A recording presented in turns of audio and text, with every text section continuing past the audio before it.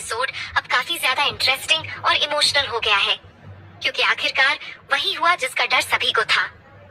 दादी ने अपनी साजिश में राध्या को फंसाकर घर से बाहर निकाल ही दिया। सुबह का वक्त था। हवेली में माहौल कुछ अजीब सा था। सब लोग सोच रहे थे कि आज दादी इतनी जल्दी क्यों उठ गई और सबको हाल में बुला रही हैं। तभी दादी गुस्से में तमतमाते हुए आई। उनके हाथ में कुछ कागज थे। उन्होंने उन कागजों को सबके सामने हवा में लहराते हुए कहा, देख लो, यही है इस घर की बहू राध्या की असलियत। पूरा परिवार हैरान रह गया। किसी को समझ नहीं आया कि आखिर दादी कहना क्या चाह रही हैं। तभी दादी ने कहना शुरू किया, यह वही कागज है जिन पर राध्या ने खुद साइन किए हैं। इसने हमारे घर की इज्जत का सौदा किया है, हमारे नाम का इस्तेमाल करके फिल्म के कॉन्ट्रैक्ट पर साइन किया है। अब बताओ, क्या ऐसी बहू को इस घर में रहने का हक है? राध्या को कुछ समझ नहीं आया। वह रोते हुए बोली, दादी, मैंने किसी कॉन्ट्रैक्ट पर साइन नहीं किया। आपने ही तो कहा था कि यह एक समाज सेवी फाउंडेशन का पेपर है। मुझे धोखा दिया गया है। लेकिन दादी ने उसकी एक न सुनी। गौरी, जो अब तक चुप थी, बोली, दादी, आप राध्या को गलत समझ रही हैं। वह ऐसा कभी नहीं कर सकती। मगर दादी ने एक झटके में जवाब दिया, गौरी, तुम चुप रहो। जब सच्चाई सामने है तो बहस करने का कोई फायदा नहीं। इस लड़की ने हमारे घर की लाज उतार दी है। राध्या की आंखों में आंसू थे, पर उसने खुद को संभालते हुए कहा, अगर आप सबको मुझ पर शक है तो मैं चली जाती हूँ, लेकिन एक दिन सच्चाई सबके सामने जरूर आएगी। इतना कहकर राध्या मुड़ने ही वाली थी कि दादी ने गुस्से में आकर उसे जोर से धक्का दे दिया। राध्या गिर पड़ी। पूरा परिवार दादी की ओर देखता रह गया। सबके चेहरों पर हैरानी और गुस्सा था।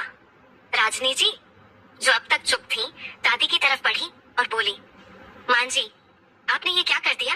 राध्या हमारी बहू है और सबसे बड़ी बात, वह प्रथम की पत्नी है। अगर प्रथम को पता चला कि आपने राध्या को ऐसे घर से निकाला तो वह हम सबसे नाराज हो जाएगा। दादी ने ठंडे स्वर में कहा, मुझे कोई फर्क नहीं पड़ता। प्रथम अगर उससे इतना प्यार करता है तो वही जाकर इसे कहीं और रख ले। लेकिन अब ये लड़की इस हवेली में नहीं रहेगी। इसने हमारे घर की इज्जत को नीलाम कर दिया है। अब इसका यहाँ कोई हक नहीं। राध्या की हालत देखकर गौरी और राजनी की आंखों में भी आंसू आ गए। गौरी ने उसे उठाने की कोशिश की, लेकिन राध्या ने मना कर दिया। वह बोली, आप लोग मुझे मत संभालिए, मैं खुद उठ सकती हूँ। शायद अब मुझे ही अपनी सच्चाई साबित करनी होगी। इतना कहकर वह धीरे धीरे अपने कदम हवेली के बाहर बढ़ाने लगी। उसके हर कदम के साथ हवेली की दीवारें जैसे गूंज उठी। दरवाजे के पास पहुंचते ही उसने एक बार पलटकर देखा। जिस घर को उसने अपना माना था, वही घर अब उसे बेगाना कर चुका था।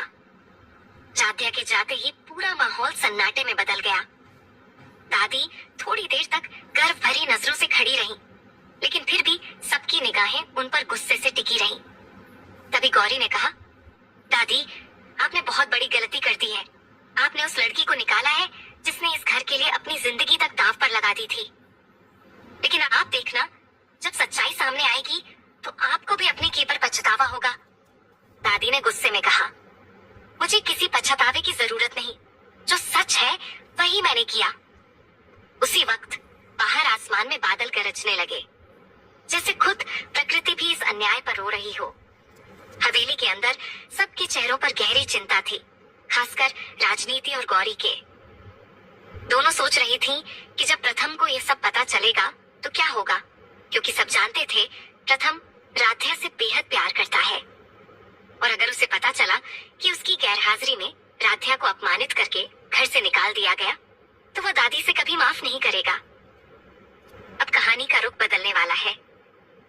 राध्या अकेली हवेली से बाहर निकल चुकी है, लेकिन उसके दिल में दर्द के साथ साथ एक दृढ़ निश्चय भी है। वह साबित करके दिखाएगी कि वह निर्दोष है और वही इस घर की असली बहू है। आने वाले एपिसोड में देखने लायक होगा कि क्या प्रथम राध्या को ढूंढ पाएगा, क्या दादी की साजिश का पर्दाफाश होगा और क्या राध्या वापस अपने घर में इज्जत के साथ लौटेगी। मन अति सुंदर अब अपनी सबसे भावनात्मक मोड़ पर पहुंच चुका है, जहां एक बहू की इज्जत, एक बेटे का प्यार और एक दादी की जिद के बीच चल रही है जंग। सच्चाई और झूठ की।